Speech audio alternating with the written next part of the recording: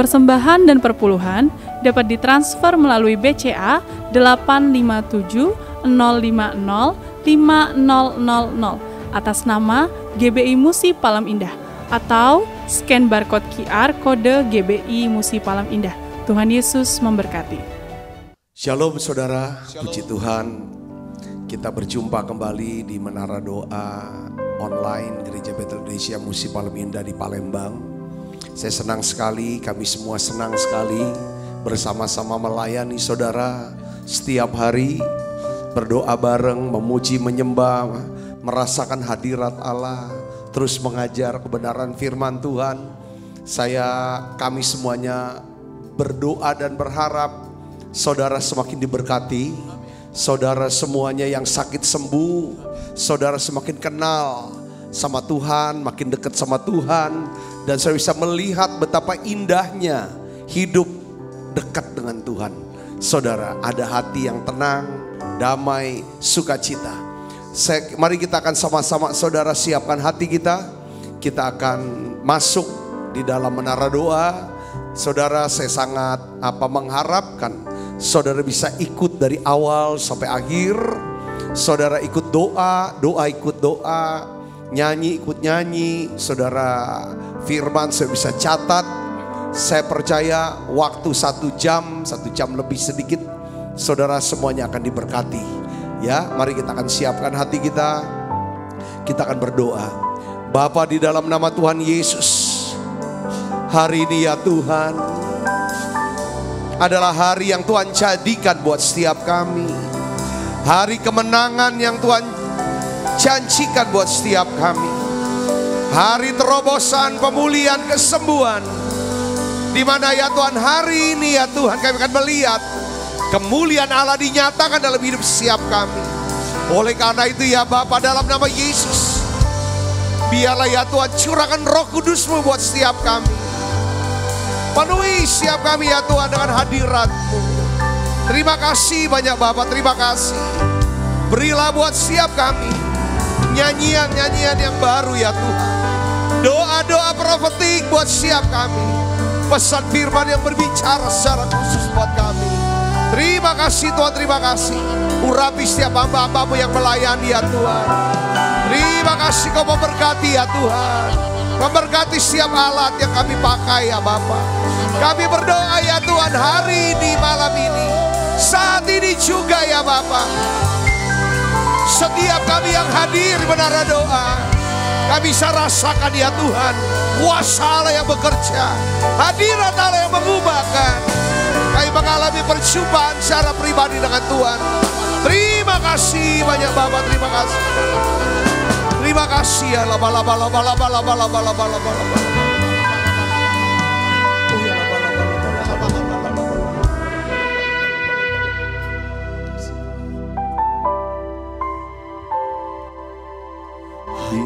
Hati terasa berat, tak seorang pun mengerti beban kudanya Yesus. Apa yang harus ku buat? Dia berfirman, mari datanglah. Dia berfirman, mari datanglah. Dia selalu pedulikan aku. Ku datang Yesus, Dia pikul segala bebanku. Sujud di altarnya,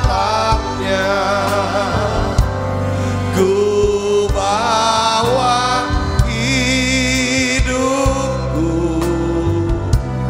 ku terima anugerahnya.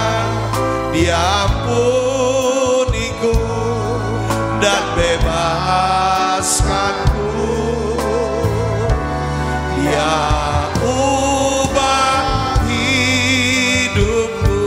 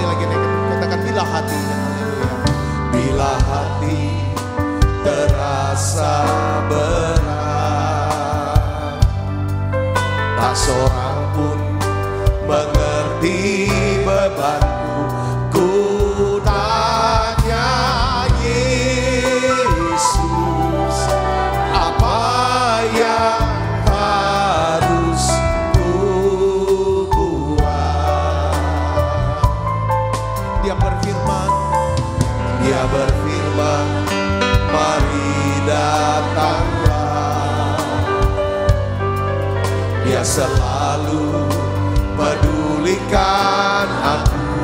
Ku datang Yesus, ya pikul segala bebanku.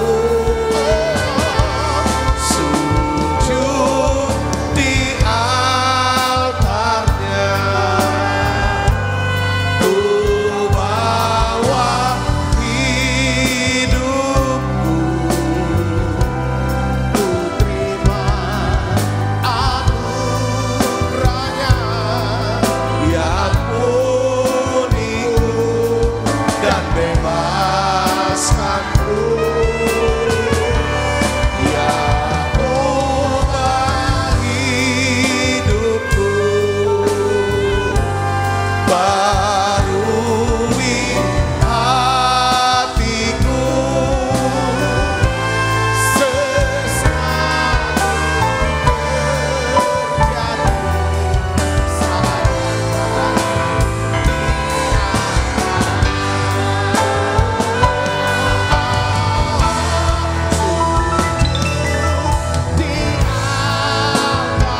Tuhan Yesus, mari buka suaranya saudaraku. Yes, Tuhan Yesus.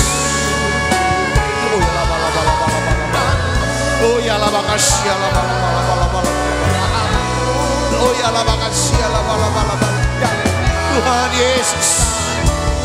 Oh ya la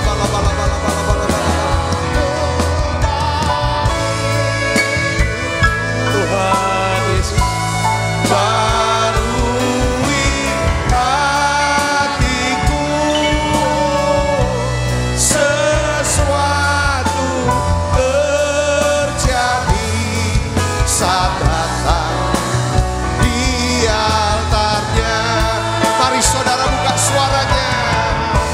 Sujud di altarnya, ku bawa hidupku. Ku terima anugerahnya, diampuniku dan bebaskanku.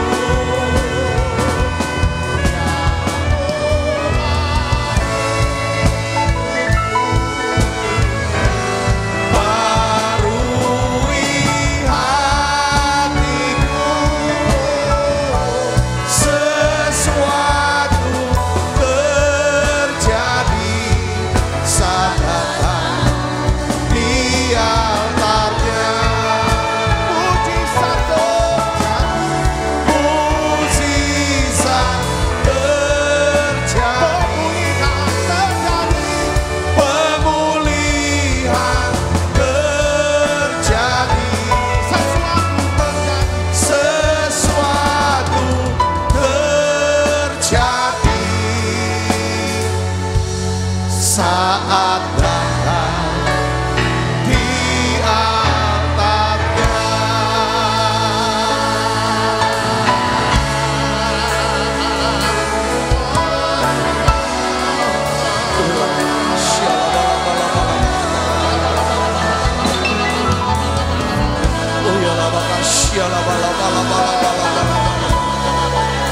Tuhan Yesus, oh ya la makasih ya la. Sembah Dia, saudaraku sembah. Mari saudara sembah Dia. Oh ya la bala. Tutup matanya, sembah Yesus. Oh Tuhan, terima kasih itu suasana hadirat. Oh ya la makasih ya la bala. Terima kasih. Terima kasih Yesus. Oh ya la bala. Lawat kami Tuhan, jamah kami Yesus.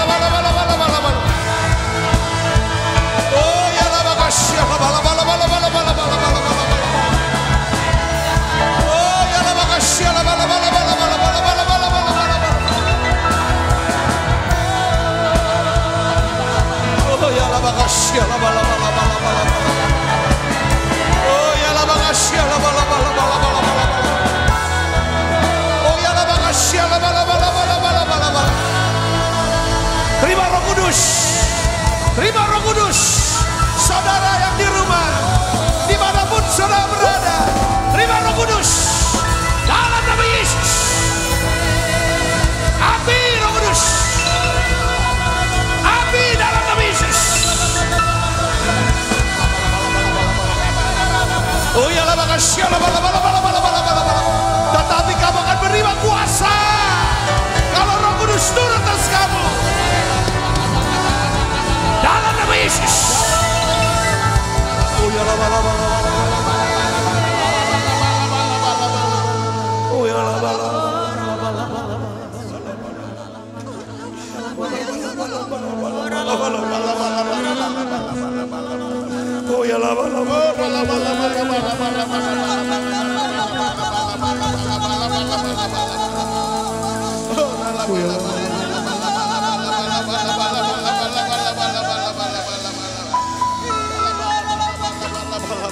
Tuhan Yesus, Tuhan Yesus, Engkau yang hanya Engkau yang mengenal. Tuhan isi hati. Oh ya la makasih la bala bala bala bala.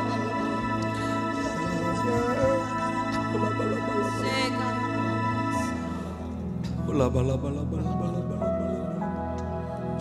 Hanya Engkau pribadi. Yes. Hanya Engkau Tuhan pribadi yang Tuhan kenal hatiku. Tuhan kenali hati kami. Tiada yang kami mengasihi-Mu Tuhan. Aku mengasihi. Suruh isi hatiku. Kau tahu. Mari saudara datang pada Yesus. Buka suaranya. Ya Yesusku. Untuk lebih dekat lagi padamu, tinggal dalam indahnya dekapan kasih-Mu. Hanya Engkau Tuhanku Yesus.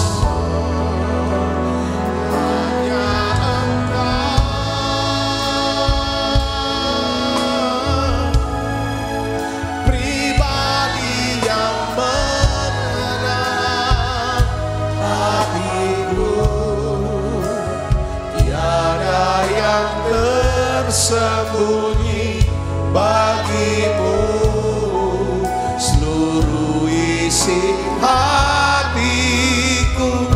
Kau tahu, dan bawaku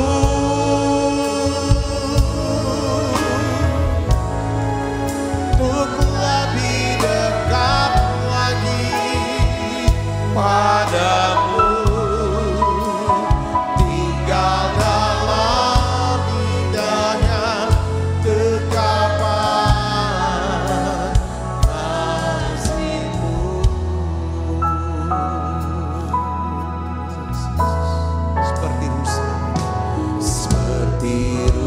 Saya haus, rindu aliran sungai-Mu.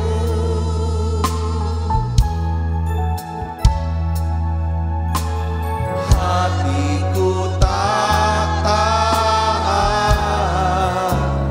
menunggu-Mu, bagai tanah gersang.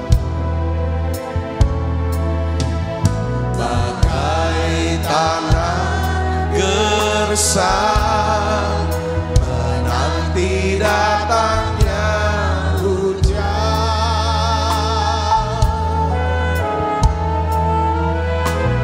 Begitupun jiwaku Tuhan.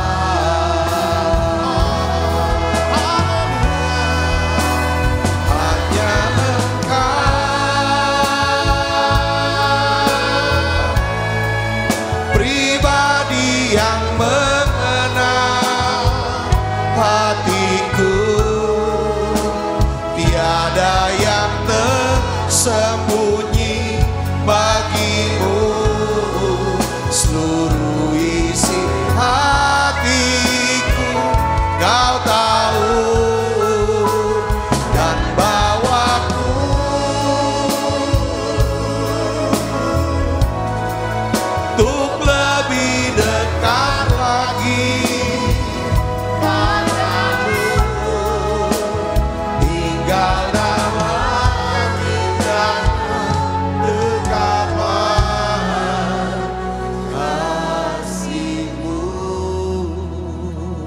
Shalom saudara. Saya ingin sama-sama dengan saudara mengajak saudara untuk berdoa, sepakat berdoa bersama dengan saudara. Saya rasakan hadirat Allah begitu kuat dari tempat ini.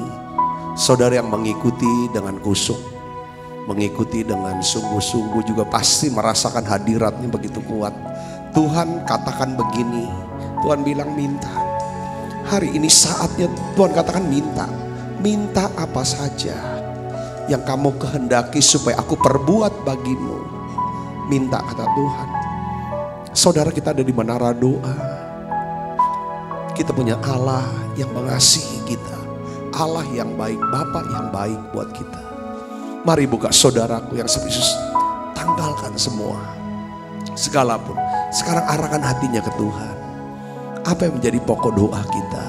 Saya mau sepakat berdoa bersama dengan saudara. Mari tutup mata ibu bapak, arahkan ke Tuhan. Bapakku berdoa bersama dengan anak-anakmu yang hadir di menara doa ini ya Tuhan. Tuhan tahu isi hati setiap kami.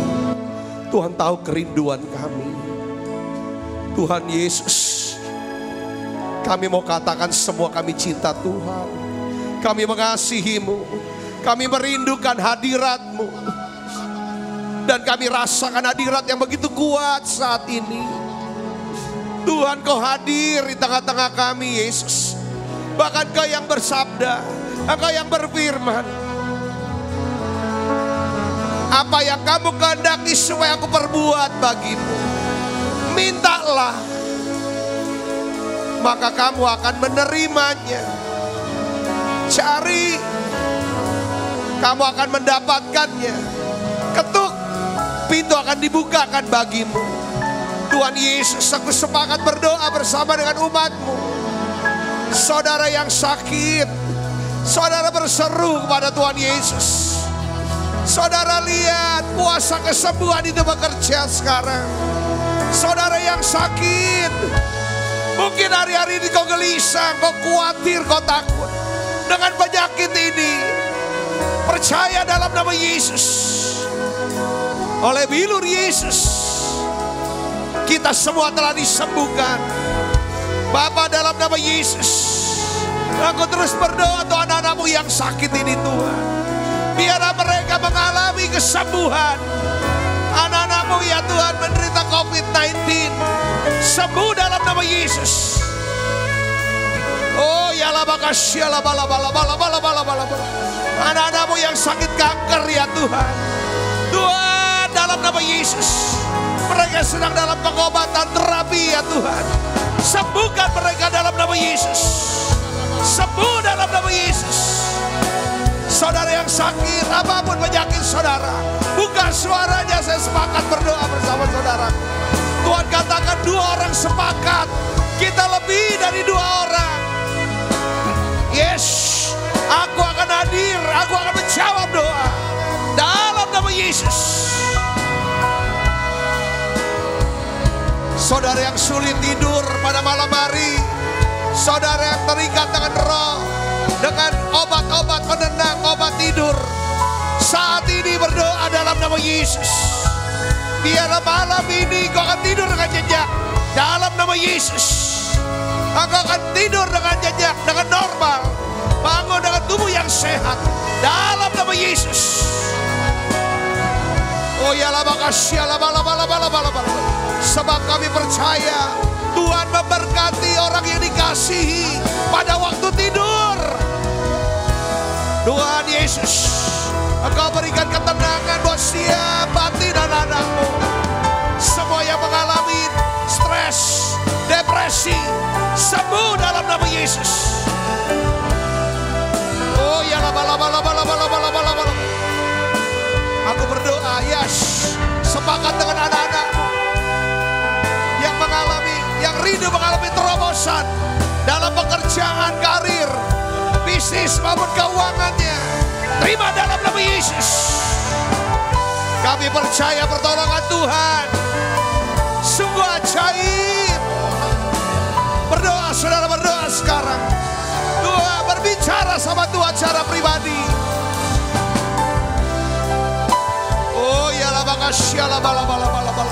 Saudara yang mau datang kembali kepada Tuhan, Tuhan mau terima kau apa adanya. Mari datang pada Yesus.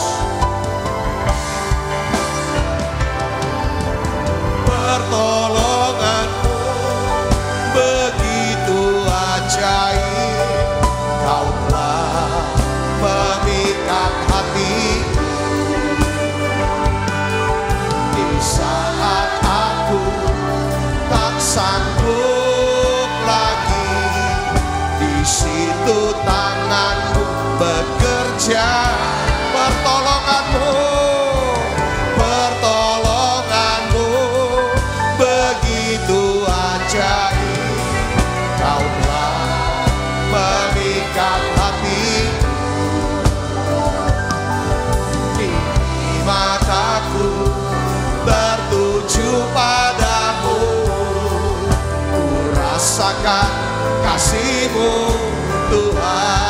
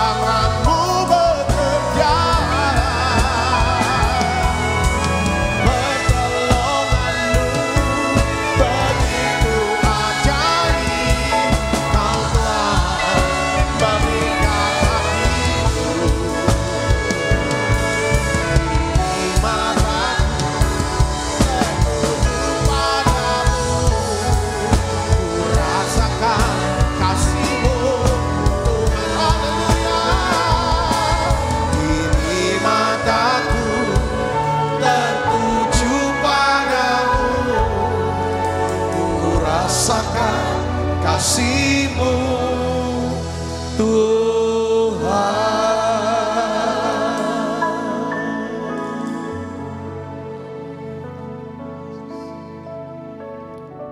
Terima kasih Tuhan, hati kami tenang kalau dekat dengan Tuhan. Hatiku tenang berada dekat-Mu, Kaulah jawaban hidupku.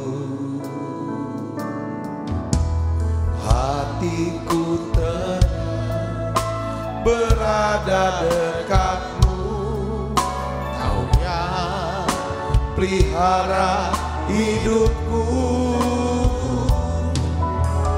Pertolongan-Mu begitu ajaib, Kau telah memikat hatiku. Di saat aku tak sanggup lagi, di situ tangan-Mu bekerja. Pertolongan-Mu begitu ajaib, Kau telah memikat hatiku. Kini masaku tertuju padamu, ku rasakan kasih-Mu Tuhan. Terima kasih untuk hadirat-Mu yang begitu kuat ya Tuhan. Terima kasih untuk pemulihan yang Tuhan beri buat setiap hati kami. Tuhan, terima kasih untuk ketenangan, untuk damai sejahtera, sukacita Tuhan beri ya Tuhan saat ini. Kami rasakan Tuhan hadirat-Mu begitu kuat ya Tuhan. Kau mengasihi setiap kami, Kau mengasihi anak-anak-Mu ini semua ya Tuhan. Tuhan Yesus, Engkau tidak jauh dari kami. Makasih Tuhan, terima kasih. Tuhan, aku berdoa dan aku percaya yang sakit Tuhan sudah sembuhkan, yang lemah Tuhan sudah kuatkan, bahkan yang susah Tuhan sudah hiburkan. Terima kasih banyak Bapa, terima kasih Allah Roh Kudus. Urapi hamba-Mu untuk dapat menyampaikan pesan firman-Mu dalam bahasa yang sederhana dan mudah dimengerti. Berikan roh hikmat, roh wahyu, ya Tuhan, akal budi daripada sorgawi. Di dalam nama Yesus, semua kita yang siap menerima firman, hati gembira, sama-sama katakan amin. Silakan duduk kembali Ibu Bapak. Shalom saudara. Puji Tuhan, saya hari ini ingin bagikan satu tema yang sangat penting khususnya pada masa-masa pandemik ini saudara ya, yaitu tentang bagaimana mengatasi stres, bagaimana mengatasi depresi. Jadi sebenarnya masalah stres dan masalah depresi ya kita nggak usah malu, saudara, kita nggak usah malu sampai kita tuh akhirnya menyangkal bahwa kenyataan bahwa kita ini lagi stres dan depresi. Kenapa saya berkata, kenapa nggak usah malu? Kalau kita malu atau dengan cara menyangkal, nganggap nggak ada masalah aku. Padahal kita lagi stres atau depresi. Ini akan membuat kita sulit untuk sembuh, untuk pulih. Karena di Alkitab pun seorang nabi besar, saudara, yang bernama Elia mengalami hal yang sama. Dia mengalami stres dan depresi, saudaraku. Ini Elia ini kan nabi ya saudara, sebenarnya tuh gambaran daripada ini mewakili daripada waktu Yesus dimuliakan di atas bukit, saudara tahu di dalam Matius pasal 17 kita melihat bahwa Petrus berkata bahwa dia melihat Yesus, lalu di sebelahnya adalah siapa? Musa dan Elia. Musa tuh lambang daripada hukum-hukum Taurat yang Tuhan berikan. Elia lambang daripada nabi-nabi. Makanya sampai hari ini saudara, orang Israel, dua nabi ini sangat dihormatin. Nabi Musa itu Tauratnya ya saudaraku, oleh orang Israel sampai hari ini. Yang kedua adalah Elia. Jadi kalau setiap kali perjamuan Sabat atau Paskah atau kapanpun, itu ada satu kursi kosong katanya. Untuk orang Yahudi itu sampai sekarang. Itulah kursi disiapkan untuk Elia. Elia dianggap Mesias yang akan datang. Dia pasti nantikan Mesias, saudara. Jadi kita melihat bahwa poin yang saya mau sampaikan adalah begini. Sekalipun Elia ini nabi besar. Yang sampai hari ini masih dianggap. Ini nabi ini pun pernah ngalami stres. Ngalami depresi. Saudaraku. Ya, coba kita akan buka Alkitab kita dalam 1 Raja-Raja pasal 19. Ya, dan saya ingin ajak saudara untuk nanti di rumah saudara baca satu pasal, ya, 1 Raja-Raja pasal 19 keseluruhan, biar saudara bisa mendapatkan satu gambaran yang utuh tentang kisah Elia ini. Yang kedua adalah saudara pun mungkin bisa dapatkan pewahyuan atau sudut pandang yang Roh Kudus akan ajar yang lain di luar daripada apa yang saya sharingkan sekarang, saudaraku. Mari kita buka Alkitab kita. Dari ayat yang keempat kita baca sama-sama. 1, 2, 3. Tetapi ia sendiri masuk ke padang gurun seharian perjalanan jauhnya. Lalu duduk di bawah pohon arar. Kemudian ia ingin mati. Katanya cukuplah itu. Sekarang ya Tuhan ambillah nyawaku. Sebab aku ini tidak lebih baik daripada nenek moyangku. Saudara lihat di sini. Saudara. Di dalam 1 Raja-Raja pasal 19 di sini menjelaskan kepada kita, ya kan? Kita bisa melihat daripada sisi lain kepribadian Nabi Elia. Saudara, nampaknya kalau di dalam ayat yang keempat ini yang kita baca barusan, saudaraku, yaitu bahwa Nabi Elia ini mengalami apa, saudara? Stres, depresi berat. Bahkan beberapa pakar Alkitab itu mengatakan bahwa Elia mungkin bergumul dengan gangguan penyakit bipolar. Maksudnya apa? Begini saudara, suasana hatinya bisa berubah secara ekstrim. Itu orang bipolar, saudara. Sehingga tepat setelah euforia kemenangannya mengalahkan nabi-nabi Baal, saudara, ya, di Gunung Karmel, saudara, Elia tuh jatuh tenggelam ke dalam depresi yang berat, ya kan? Dan ada kecenderungan mau mati saja, mau bunuh diri. Setelah Elia mendapat ancaman, kalau kita baca di dalam ayat sebelumnya, saudara, dapat ancaman dari Ratu Isabel, ya kan, Ratu Isabel ngancam. Jadi di sini kita melihat bahwa Elia mengalami apa? Stres, depresi. Jadi masalah kesehatan jiwa atau gangguan mental ya, sakit jiwa, ya, itu menjadi salah satu permasalahan kesehatan yang sangat signifikan di dunia. Termasuk di Indonesia, saudara.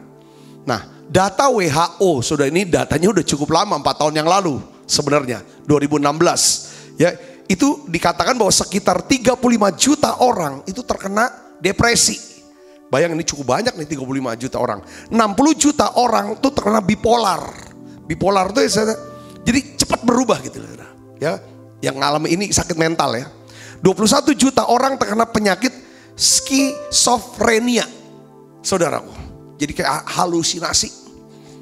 Dan 47,5 juta itu terkena demensia. Kayak lupa gitu saudaraku. Nah di Indonesia saudara, ya kan, dengan berbagai faktor biologis, psikologis dan sosial, dengan keanekaragaman daripada penduduk Indonesia, jumlah kasus gangguan jiwa di Indonesia itu terus bertambah. Saudaraku yang Kristus. Nah menurut data Riskesnas, saya coba cek gitu kan, beberapa tahun yang lalu, itu menunjukkan dia bilang, saudara, ya usia yang 15 tahun ke atas, itu berjumlah yang mengalami gangguan jiwa itu 14 juta atau 6% dari penduduk Indonesia. Yang mengalami gangguan jiwa berat seperti skizofrenia mencapai 400.000 orang atau 1,7 per 1.000 penduduk. Nah, menurut data yang terakhir saudara, dengan adanya masa pandemi ini, saudara, kehilangan orang yang dikasihi meninggal karena COVID, kehilangan pekerjaan, kehilangan banyak, itu gangguan mental, penyakit daripada stres, depresi, itu meningkat sangat tajam. Saudaraku Yesus. Nah hari ini, saudara, kayak waktu beberapa bulan yang lalu kita di gereja, ya ada dokter Esra, dokter Obrin, itu sharing tentang gangguan mental atau penyakit jiwa. Jadi setiap manusia katanya itu pasti, ya boleh dikatakan misalnya saya saja itu bisa mengalami gangguan jiwa. Kapan gangguan jiwa itu? Gangguan itu seperti penyakit sebenarnya, penyakit yang fisik. Kalau flu, orang sakit, kena flu, kena batuk, orang itu dikatakan dia sedang sakit, tapi sakitnya fisik, ya kan? Tapi kalau misalnya kita mulai banyak mikir, terus ngalami tegang, stres, sampai susah tidur. Sebenarnya kita tuh udah, katanya dokter psikiater ini, kita udah ngalami penyakit jiwa. Tapi jiwa bukan kayak orang gila gitu. Karena definisi pakai jiwa itu sebenarnya orang gila. Sebenarnya waktu kita stres, depresi, gak bisa tidur, susah fokus, itu kita sudah ngalami yang namanya penyakit jiwa, gangguan mental. Nah Elia pun begitu saudaraku. Elia ngalami. Nah hari ini saya tergerak saudaraku untuk sharing daripada tema ini saudaraku. Untuk melihat bagaimana penanganan daripada Alkitab, penanganan daripada Allah sendiri. Saudara, untuk memulihkan dan menyembuhkan setiap daripada anak-anak Tuhan yang mau cari pengobatan lewat Tuhan. Ya, itu gimana? Bagaimana tindakan Tuhan memulihkan Elia yang mengalami depresi atau stres atau gangguan mental. Saudara, kita baca ayat yang selanjutnya, ayat 5, 6, 7, dan 8. Coba kita lihat ini. Ini ada terapi-terapinya yang Tuhan bilang. Paling tidak ada 5 terapi yang Tuhan lakukan. Sehingga Elia mengalami kesembuhan yang total. Perhatikan saudara, kalau Tuhan menyembuhkan kita, dia sembuhkan jauh lebih banyak daripada yang kita harapkan. Efesus 3 ayat 20. Bagi dia yang dapat melakukan jauh lebih banyak. Saudara, ya jadi ini. Kita lihat sini saudara, ayat yang ke-5 sampai 8, 1, 2, 3. Sesudah itu ia berbaring dan tidur di bawah ponarar. Tetapi tiba-tiba seorang malaikat menyentuh dia serta berkata kepadanya, bangunlah, makanlah. Ketika ia melihat sekitarnya, maka pada sebelah kepalanya ada roti bakar dan sebuah kendi berisi air. Jadi saudara, ini saudara bisa bayangkan ya, ini Elia ini ada di padang gurun, nggak ada siapa-siapa. Itu tiba-tiba tuh ada roti bakar. Saudara jangan bayangin roti bakar yang ada di di kota saudara ya, yang roti tawar dibakar gitu nanti pakai selai, bukan itu maksudnya. Roti bakarnya saudara bayangkan nanti roti bakar yang model apa? Nanti saya kasih gambaran saudaraku. Jadi roti bakar yang orang Yahudi biasa. Itu saudaraku, ya kan? Bukan orang kita, saudara, roti bakarnya, yang roti tawar dibakar gitu, bukan itu. Ketika ia melihat sekitarnya, ya oke, ayat 7, kita baca sama-sama ayat 7. 1, 2, 3. Tetapi malaikat Tuhan datang untuk kedua kalinya dan menyentuh dia serta berkata apa? Bangunlah, makanlah, sebab kalau tidak perjalananmu nanti terlalu jauh. Saudara, ada satu hukum, kemarin kita belajar tentang hukum penyebutan yang pertama.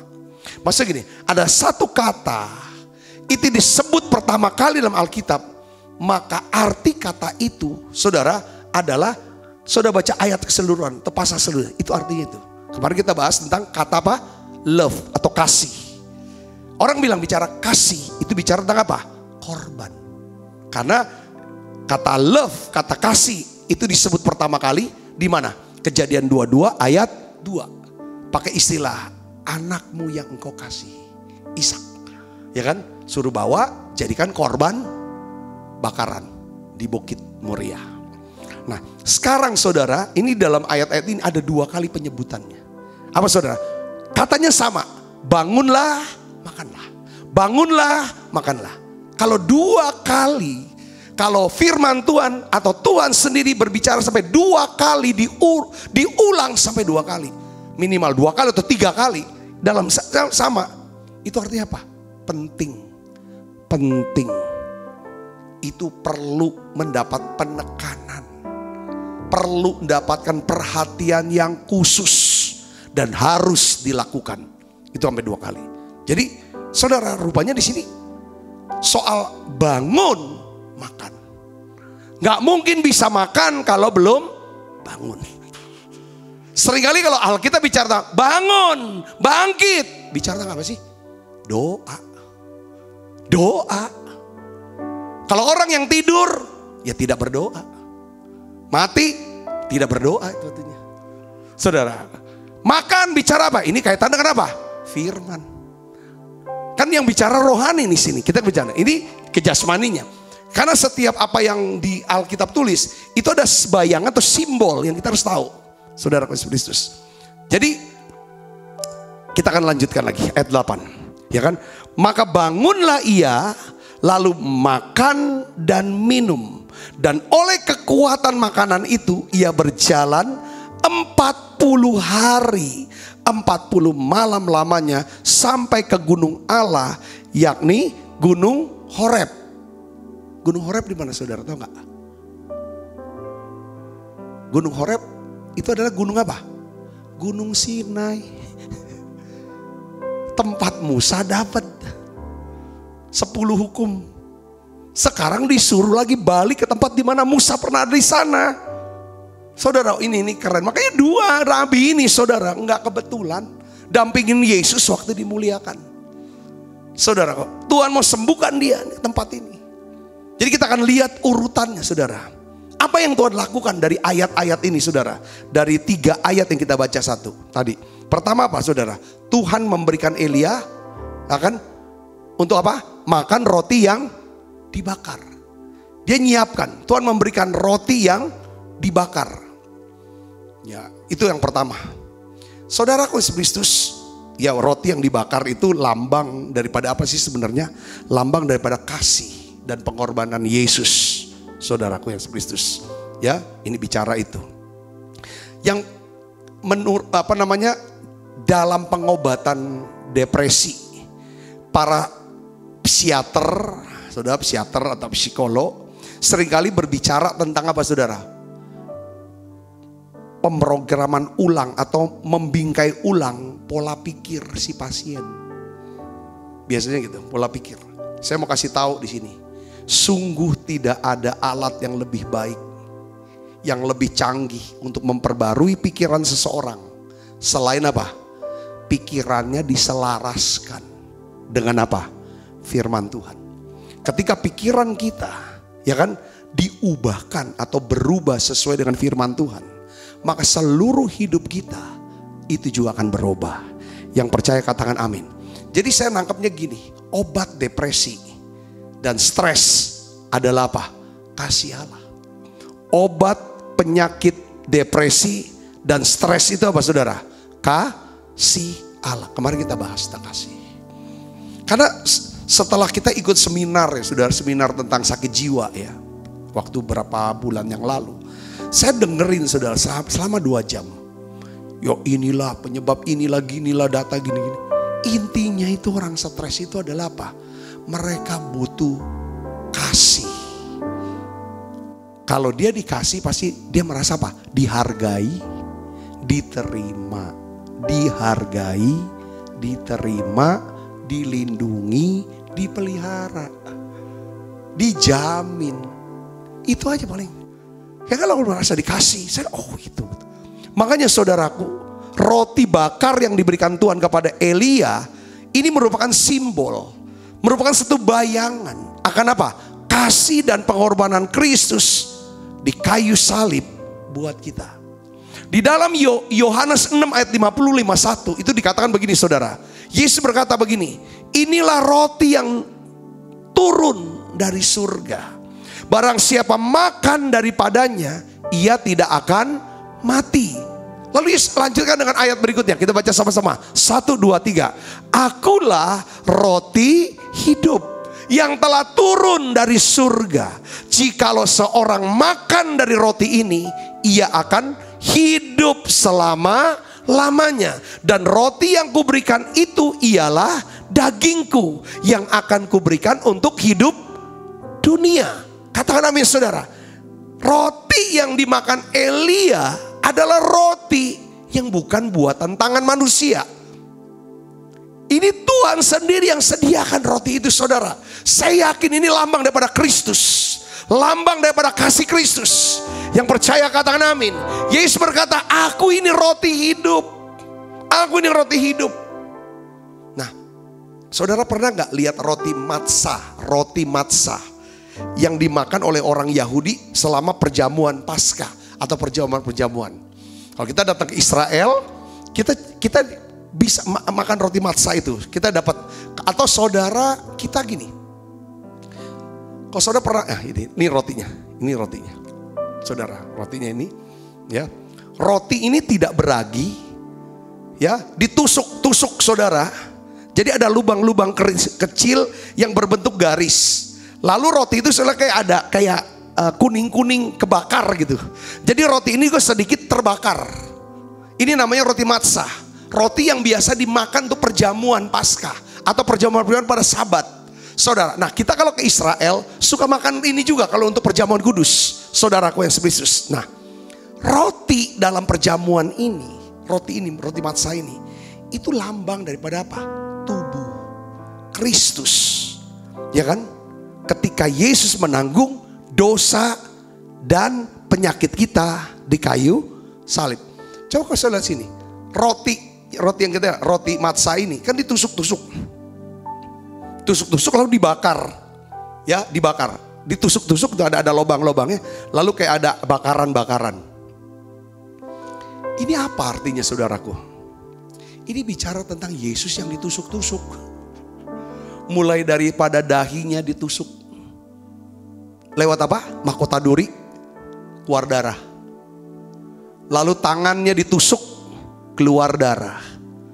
Kakinya ditusuk, keluar darah. Lambungnya ditusuk, keluar darah dan air. Itulah roti itu tusuk-tusuk. Ada lubang-lubang kecil. Nabi Yesaya berkata di dalam Yesaya 53:5, ia tertikam, dia tertusuk oleh karena apa? Pemberontakan kita. Saya jelasin nih tentang Eli. Kenapa kok depresi, stres obatnya adalah apa?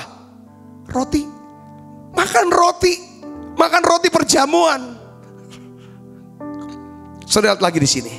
Yesus disesah, dicambuk punggungnya sampai dagingnya sobek, berdarah, tulang-tulangnya terbuka, sehingga kita bisa berkata, oleh bilur-bilur Yesus aku telah disembuhkan.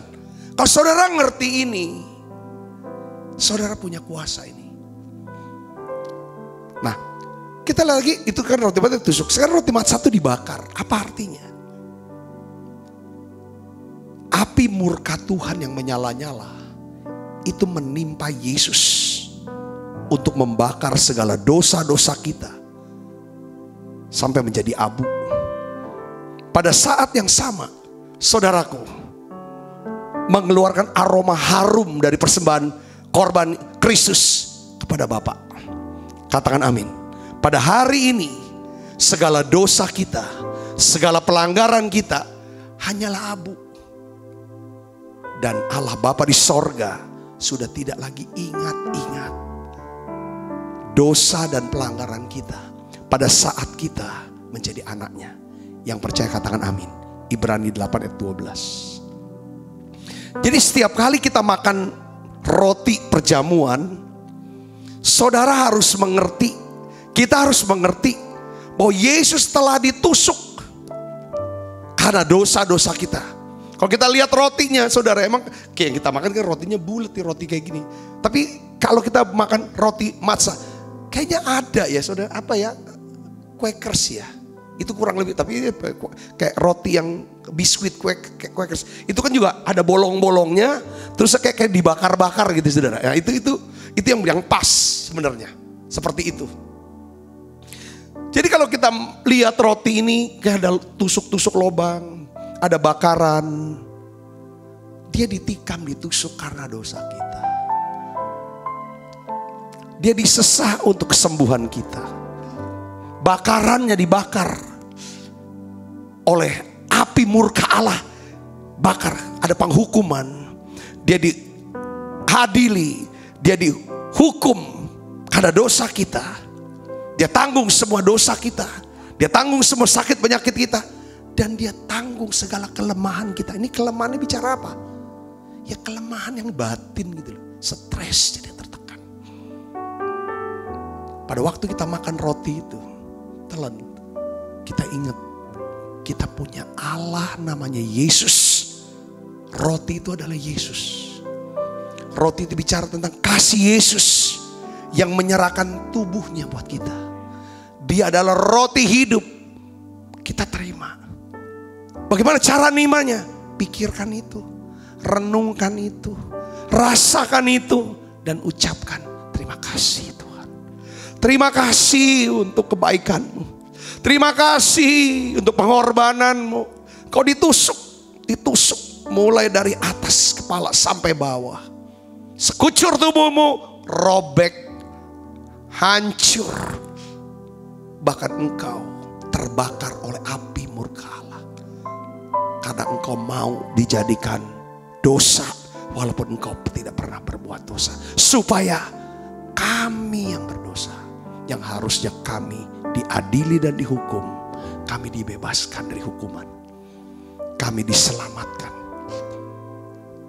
Ibu bapak saudara yang kasih Kristus. Jadi terapi pertama yang Tuhan buat kepada Elia adalah dia kasih roti yang dibakar. Terapi pertama buat saudara dan saya ketika kita stres. Coba saudara diam diri sejenak. Kita bisa nyanyi satu lagu. Tenang, tenanglah kini hatiku.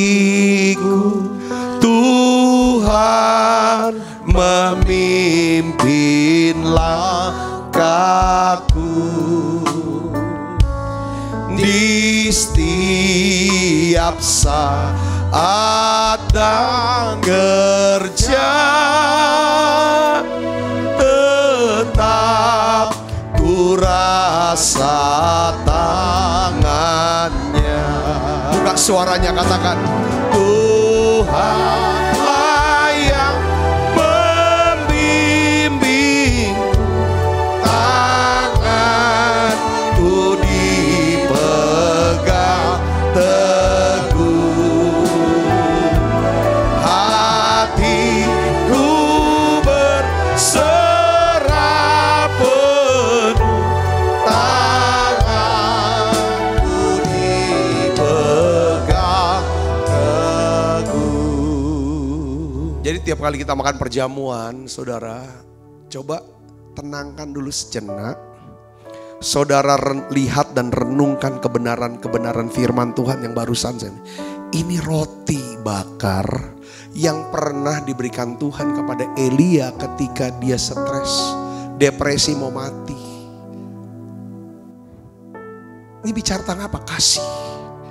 Waktu kita pegang roti ini, kita bicara tentang ada Tuhan, pencipta langit, bumi, laut, pencipta kita, pemilik sorga.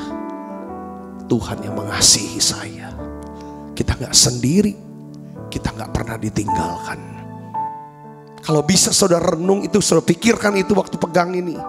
Saudara ambil itu, saya yakin. Kadang-kadang sampai kita harus netes air mata. Makasih tuh, kasih Tuhan. Makan pelan-pelan. Saya percaya kita tidak akan lemah. Kita gak akan stres, gak akan depresi, gak akan sakit-sakitan. Dan juga kita tidak akan mati sebelum waktunya. Kita akan kuat, kita akan sehat, kita akan panjang umur. 1 Korintus 11 ayat 27-30 katakan, kalau kita makan dengan cara yang benar perjamuan ini. Katakan amin saudaraku. Hari ini yang pertama, kalau kita stres, depresi, coba cari waktu. Cari waktu yang tepat. Cari tempat yang tepat. Tutup pintu. Saudara sembah atau buka lagi menara doa ini. Waktu ada pujian, ikut nyanyi. Lagi doa, ikut doa. Saudara mulai ingat, pikirkan betapa besar kasih-Mu. Ingat kebaikannya. Renungkan itu. Pikirkan itu. Dan ucapkan terima kasih Tuhan. Itu yang pertama. Tuhan siapkan kita roti yang dibakar. Yaitu Yesus sendiri. Saudara, firman yang menjadi manusia. Katakan amin. Yang kedua, Tuhan memberikan Elia air minum dari kendi yang sudah disediakan. Air dari kendi ini bicara tentang apa? Roh Kudus. Katakan amin. Di dalam Yohanes 7 ayat 37-39 ini dikatakan begini. Pada hari terakhir, yaitu pada puncak perayaan itu, Yesus berdiri dan berseru, barang siapa haus, baiklah ia datang kepadaku dan minum. Barang siapa percaya kepadaku, seperti yang dikatakan oleh kitab suci, dari dalam hatinya akan mengalir aliran-aliran air hidup. Yang dimaksudkannya ialah roh yang akan diterima oleh mereka yang percaya kepadanya. Sebab roh itu belum datang karena Yesus belum dimuliakan. Ibu bapak saudara yang kasih Kristus, saya mau kasih tahu begini. Urapan Roh Kuduslah yang sanggup mengangkat perasaan tertekan, stres, depresi yang ada dalam diri kita. Ketika kapan? Ketika kasih Allah dicurahkan ke dalam hati kita oleh Roh Kudus. Roma 5 ayat 5. Di dalam Yesaya 32 ayat 15 dikatakan begini. Sampai dicurahkan kepada kita roh dari atas, maka padang gurun akan menjadi kebun buah-buahan. Dan kebun buah-buahan itu akan dianggap menjadi hutan. Di padang gurun selalu akan berlaku apa? Keadilan. Dan di kebun buah-buahan akan tetap ada kebenaran. Di mana ada kebenaran, di situ akan ada apa? Damai sejahtera.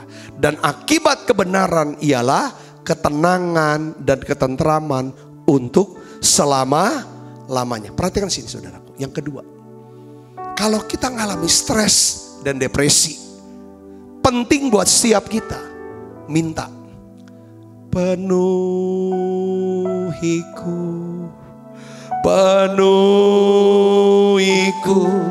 dengan hadirat-Mu, urapiku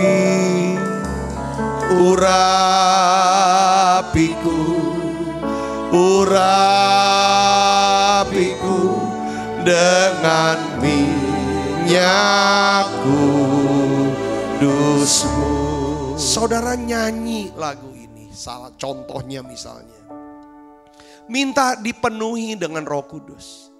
Minta dipenuhi dengan hadirat-Nya.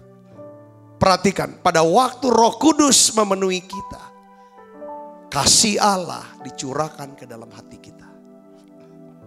Kasih adalah obat stres. Kasih adalah obat depresi. Ketika kasih Allah menyentuh kita. Saudara, apa yang terjadi? Roh Kudus itu akan menghidupkan setiap firman Tuhan, tulisan-tulisan firman Tuhan yang saudara baca di Alkitab ini, yang saudara dengar, saudara, lewat pengajaran khotbah ini.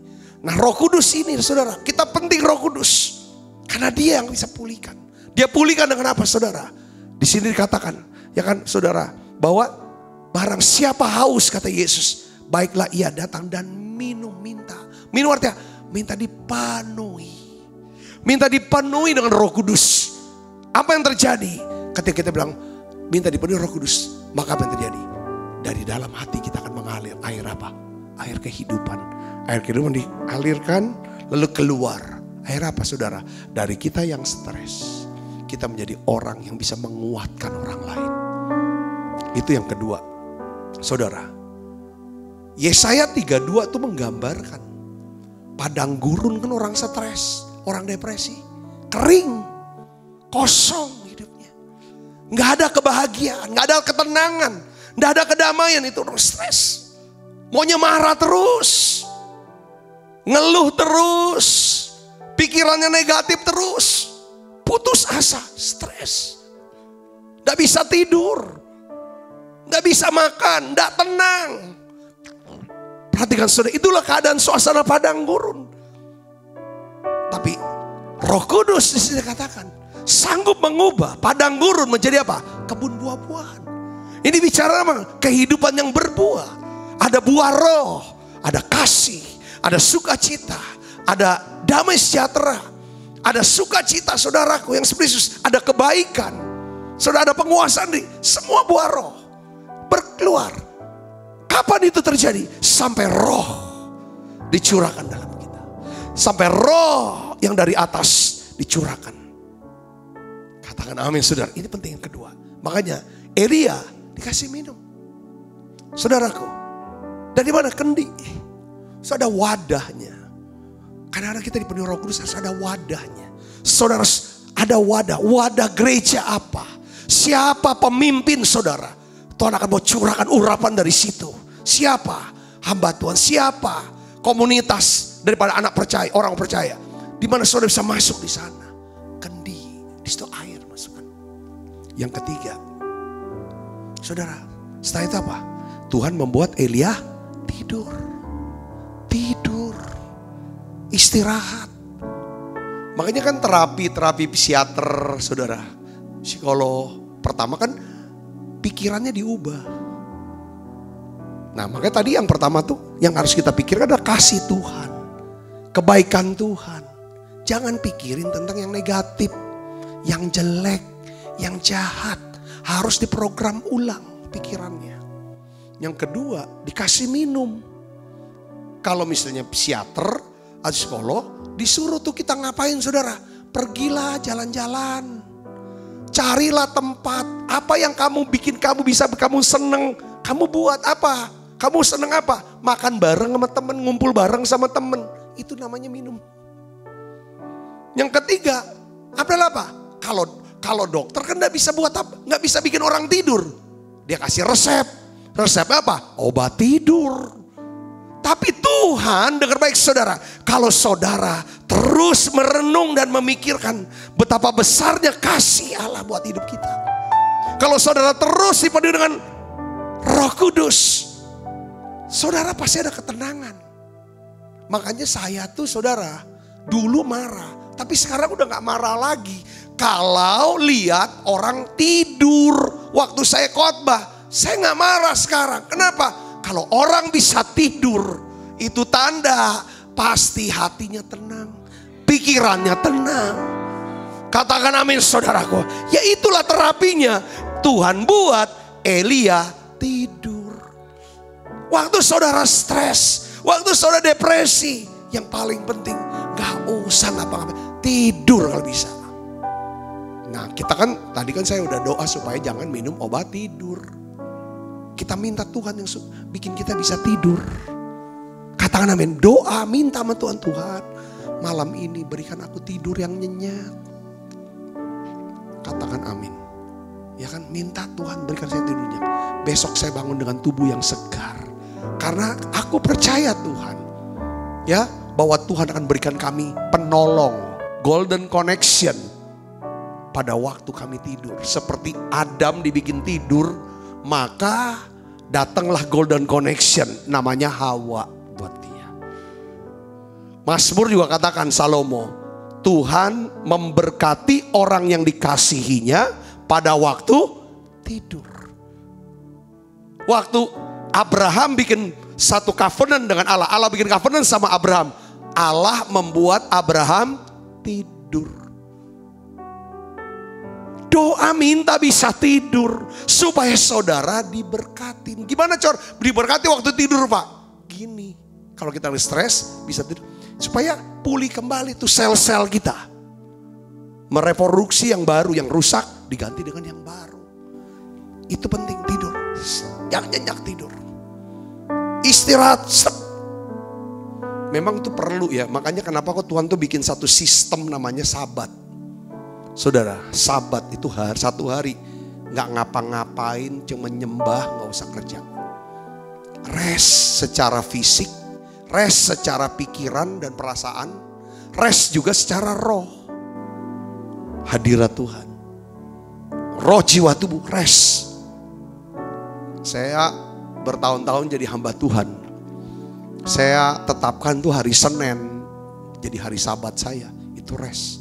Kadang tuh seharian tuh cuman habis udah doa, baca Alkitab gitu, baring aja, baring, rest, tidur, mikir apa gimana. Gak mau yang berat-berat deh, mikir yang berat atau apa gimana berat. Senin, supaya ada Selasa tuh seger lagi, Selasa, Rabu, Kamis sampai Minggu, ya kan saudara, harus ada. Entah saudara sebagai hamba Tuhan, saudara sebagai businessman, apapun, harus ada satu hari di mana saudara nggak mau ngomong yang berat-berat, nggak mau mikir yang berat-berat. Itulah saat rest, istirahat. Katakan amin saudara. Itu Tuhan tuh keren banget dah sistemnya. Yang keempat, apa yang dibuat Tuhan? Terapi yang keempat yang Yesus, yang Allah lakukan kepada apa? Kepada Elia adalah Tuhan melawat dan Tuhan menjamah Elia secara pribadi. Jadi Tuhan sendiri yang datangi, lalu Tuhan berfirman sama Elia. Kalau kita lagi stres saudara, kita tuh dijamah, dilawat oleh Tuhan, kita rasakan hadirat Tuhan. Lalu kita bisa dengar ada satu kata firman yang bicara, tek. Itu hilang semua tiba-tiba stresnya. Depresi itu hilang.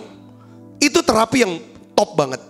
Dan itu gak bisa lepas daripada apa? Roti bakar dulu, minum air dulu, istirahat yang cukup dulu, baru bisa ngalami perjumpaan sama Tuhan. Jadi orang-orang yang mau dipakai Tuhan cara luar biasa, itu harus yang namanya seger dulu rohnya, jiwanya, tubuhnya, baru ngalami. Katakan amin. Ya, 1 Raja-Raja 19 ayat 8, ya kan? Tuhan bilang gini, bangunlah lalu makan dan minum. Oleh kekuatan makanan itu ia berjalan 40 hari, 40 malam lamanya sampai ke gunung Allah, yakni gunung Horeb. Jadi Elia mengalami perjumpaan dengan Tuhan secara pribadi di gunung Horeb.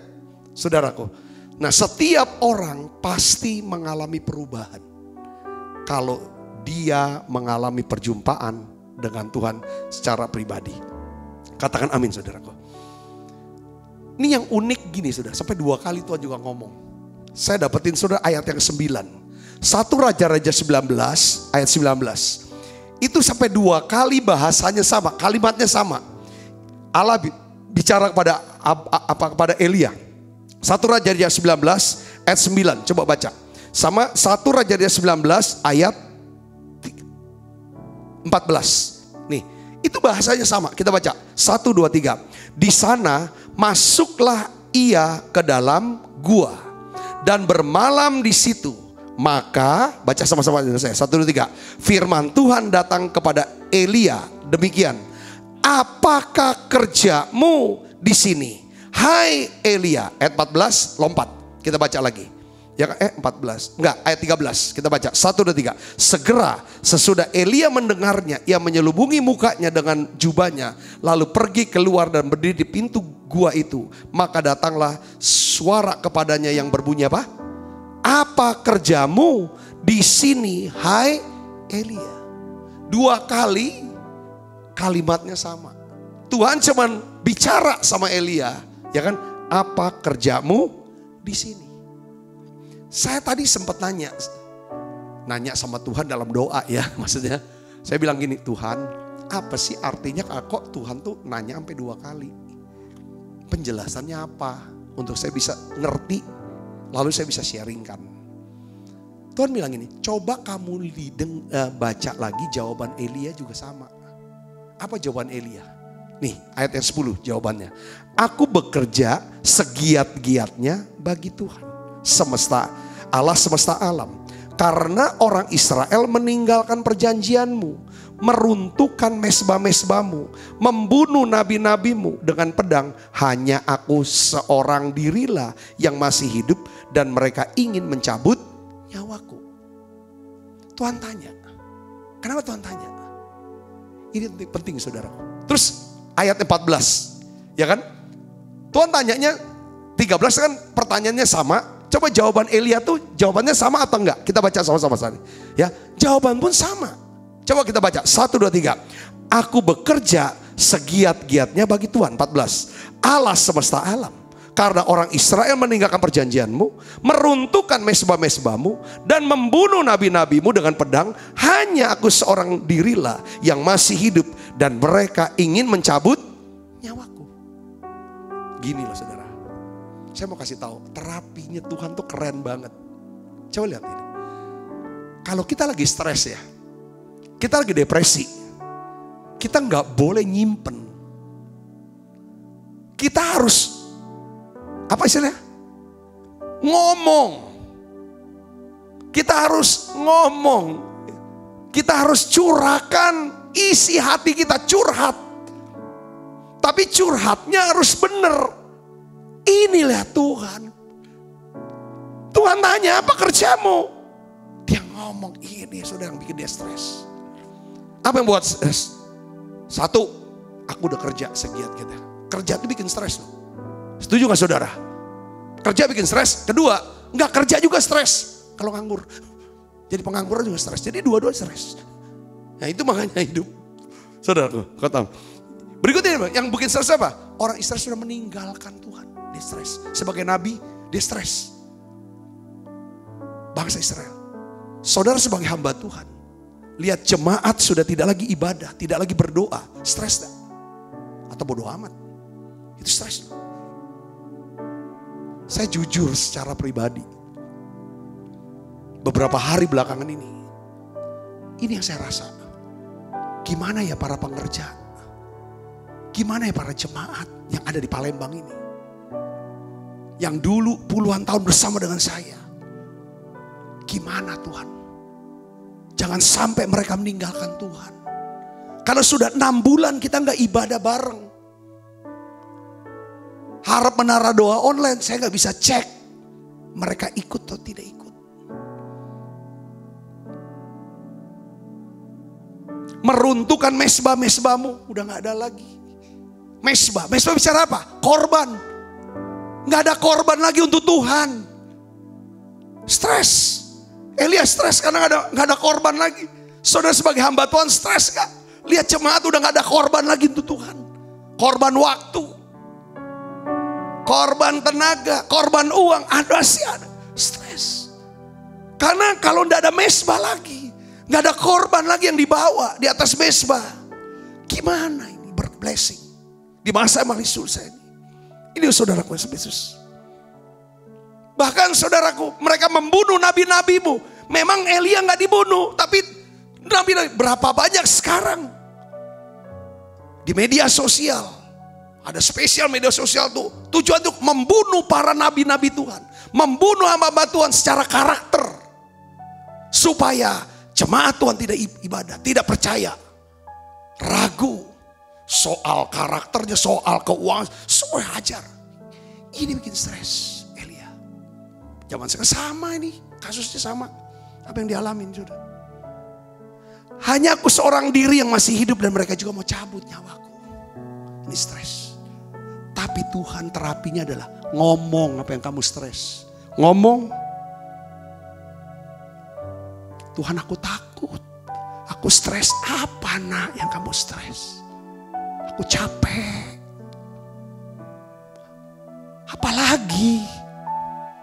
Apalagi semua tinggalkan Engkau loh Tuhan. Bukan cuma tinggalkan aku.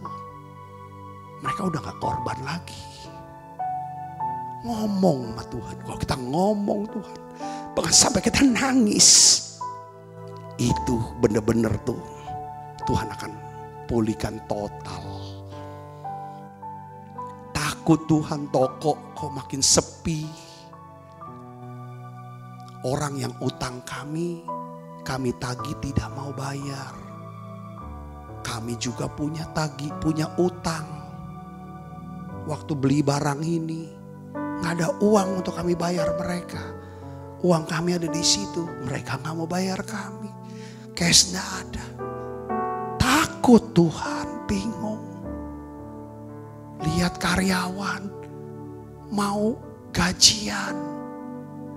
Aku gak ada uang untuk gaji mereka. Ngomong sama Tuhan. Ngomong. Tuhan lihat anak nih. Kuliah, biaya kuliah. Gak ada uang Tuhan, kurang. Ke depan gimana? Ngomong sama Tuhan saudaraku, ngomong. Tuhan tanya.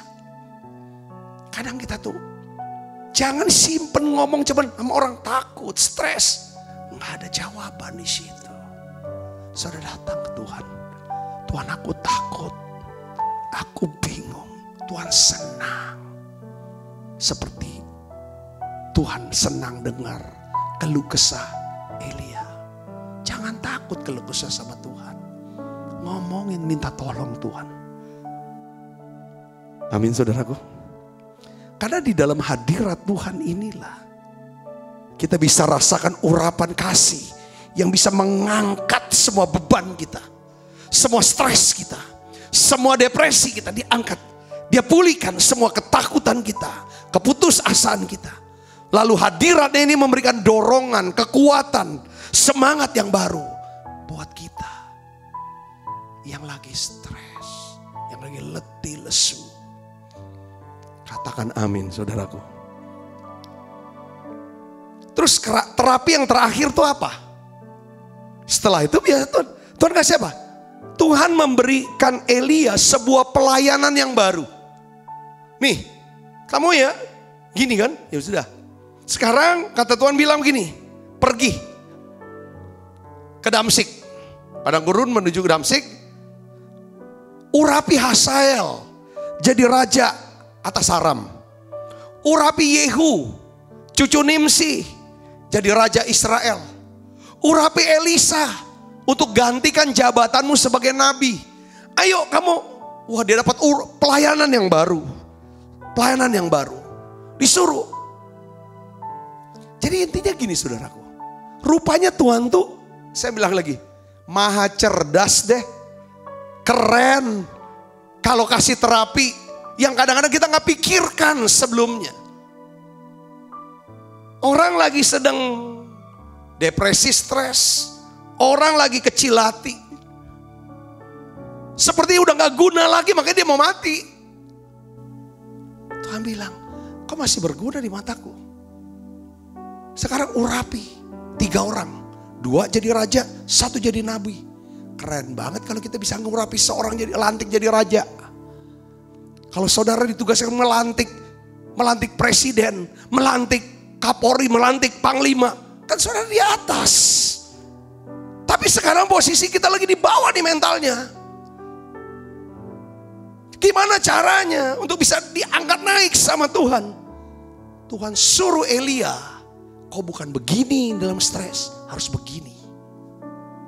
Harus memberkati, harus memberi, harus melayani, harus memperhatikan kepentingan orang lain, kebutuhan orang lain. Kamu harus bisa melayani aku, melayani kehendakku, melayani kepentinganku. Aku punya kehendak, urapi dia.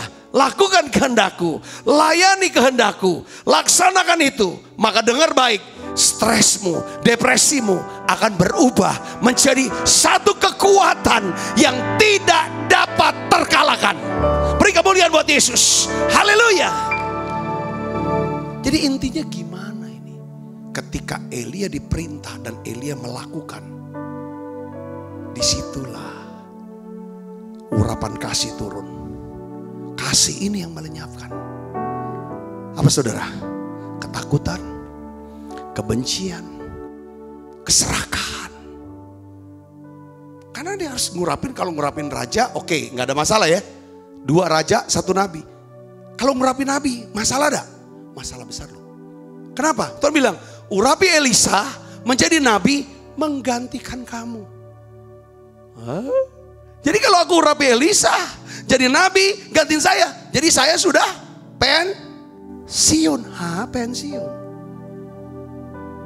Ketika kita stres depresi, Tuhan akan uji apakah kita hidup dalam kasih. Kalau sudah mau hidup dalam kasih, maka dengar baik, engkau gak usah takut. Kau tidak boleh, kau tidak usah benci, engkau gak usah serakah. Karena masalah ngurapi nabi gantikan dia, ini urusannya dengan apa? Ketamakan. Tamakan serakah bicara apa? Egois. Betul gak saudaraku? Waduh, kerjaan saya ini. Ini penting berbagi saudaraku. Jadi kita perlu memilih untuk hidup dalam kasih. Kalau saudara mau lepas daripada menang dalam stres dan depresi, kita harus memilih hidup dalam kasih. Kalau kita menolak hidup dalam kasih, maka kita akan hidup dalam apa? Ketakutan. Ini stres kalau takut. 2, kebencian, stres. Serakah, stres. Kalau kita tidak hidup dalam kasih, kita hidup dalam egois. Menyebabkan kita jadi apa? Stres dan depresi. Sebaliknya, kalau kita hidup dalam kasih, maka akan ada sukacita dan kekuatan yang baru. Kita akan mengalami pemulihan dan kesembuhan dari stres dan depresi. Tuhan memulihkan Elia dengan memberikan perintah untuk apa? Urapi Hazael jadi raja atas Aram. Urapi Yehu untuk jadi raja atas Israel. Sekarang urapi Elisa bin Safat dari Abel Mehola menjadi nabi menggantikan kamu. Wow, ini hal yang luar biasa yang gak pernah kita pikirkan. Ada 5 hal yang Tuhan lakukan terapinya. Pertama, Tuhan kasih roti bakar. Tuhan kasih air. Tuhan buat Elisa istirahat. Tuhan juga jamah dan pulih lawat saudaraku daripada Elia. Yang kelima, Tuhan kasih dia tugas. Ini yang paling penting, yang menyembuhkan itu ada poin yang kelima. Poin kelima karena ada poin 1, 2, sampai 4. Tuhan akan memulihkan stres dan depresi kita. Seperti dia lakukannya kepada Nabi Elisa. Tapi respon kita haruslah seperti Nabi Elia. Yang percaya katakan amin. Saudara dapat pelajaran hari ini. Saya berdoa biarlah saudara hidup di dalam kasih, sukacita, damai sejahtera, ketenangan dan ketentraman. Tuhan berkati. Yuk kita akan bangkit berdiri. Tenanglah kini hatiku, Tuhan memimpin langkahku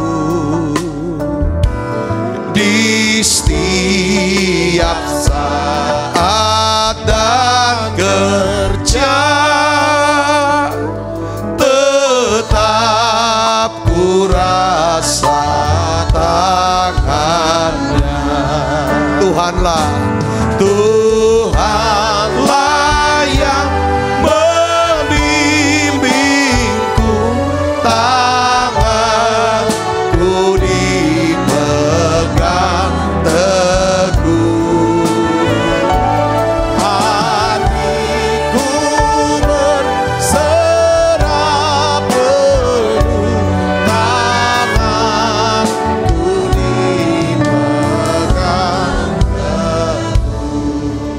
Mari kita berdoa. Saya mau berdoa buat saudara yang mengalami stres dan depresi. Saudara tutup mata. Biarlah saudara siapkan hatinya dan pikirannya kepada Tuhan. Tuhan sudah sediakan kita Yesus. Dialah roti yang hidup, yang turun dari surga. Tadi saya sudah jelaskan kebenaran ini. Dia sangat mengasihi kita. Tubuhnya ditusuk-tusuk seperti roti, lalu dibakar. Aku berdoa ya Bapa, dalam nama Yesus, biarlah kami mengerti kebenaran ini, merenung kebenaran ini. Kau ditusuk untuk, ya Tuhan, darah mengalir di sekecur tubuhmu untuk menanggung dosa dan kelemahan kami, stres dan depresi kami. Bahkan ya Tuhan, Engkau menanggung, ya Tuhan, api murka Allah, sehingga Engkau mengalami terbakar oleh hukuman Allah untuk dosa-dosa kami, supaya kami percaya pada Yesus tidak binasa, melainkan beroleh hidup yang kekal. Tuhan, aku berdoa, terima kasih untuk Roh Kudus yang disediakan buat kami, diberikan buat kami. Dan juga ya Tuhan, beri anak-anak-Mu malam ini tidur yang nyenyak, istirahat yang cukup ya Tuhan. Terima kasih Tuhan, terima kasih, terima kasih. Lawat setiap kami Tuhan, lawat biar kami mengalami perjumpaan secara pribadi dengan Tuhan, bertemu dengan firman-Mu ya Tuhan, yang memberikan kegirangan buat kami. Sampaikan pesan-Mu, sampaikan perintah-Mu ya Tuhan, kami mau melayani Tuhan. Terima kasih Tuhan. Mari kita angkat roti saudara. Ini roti adalah tubuh Yesus yang dipecahkan buat kita. Sebab apa yang telah kuteruskan kepadamu telah kuterima dari Tuhan, yaitu buat Tuhan Yesus pada malam waktu diserahkan mengambil roti. Dan sudah itu ia mengucap syukur atasnya. Ia memecah-mecahkannya dan berkata, inilah tubuhku yang diserahkan bagi kamu. Perbuatlah ini menjadi peringatan akan aku. Saudaraku, bukankah roti tangan kita adalah persoalan kita dengan tubuh Kristus? Mari kita makan dalam.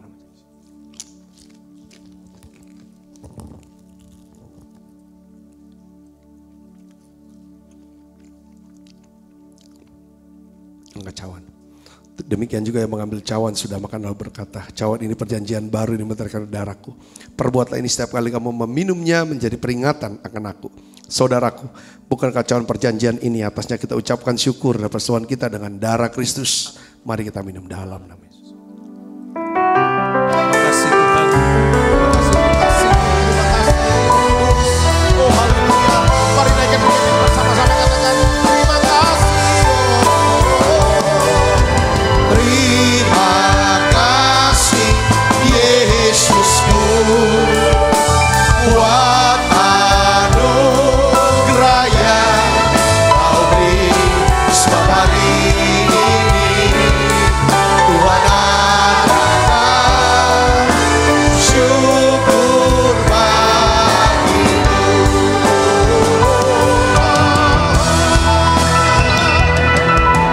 Terima kasih Yesusku buat anugerah yang Kau beri.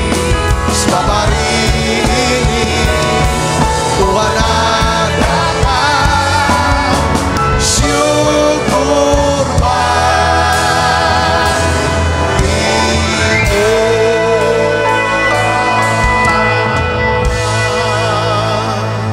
Buka kedua tangan kita saudara, arahkan hati pandang kita ke surga untuk menerima berkat dari Allah. Kekasih Kristus, terimalah berkat yang berlimpah-limpah daripada Allah Bapa, di dalam anaknya yang tunggal Tuhan kita Yesus Kristus. Persoalan yang manis Roh Kudus menyertai saudara semua mulai daripada saat ini sampai Yesus datang menjemput kita dengan bermain dan sampai selama-lamanya. Semua kita yang percaya dan berkati sama-sama katakan amin. Tuhan Yesus berkati saudara semuanya. Kalau saudara mau memberkati pelayanan ini, silakan saudara bisa transfer ke rekening yang ada tertulis di dalam screen ini. Tuhan Yesus berkati saudara.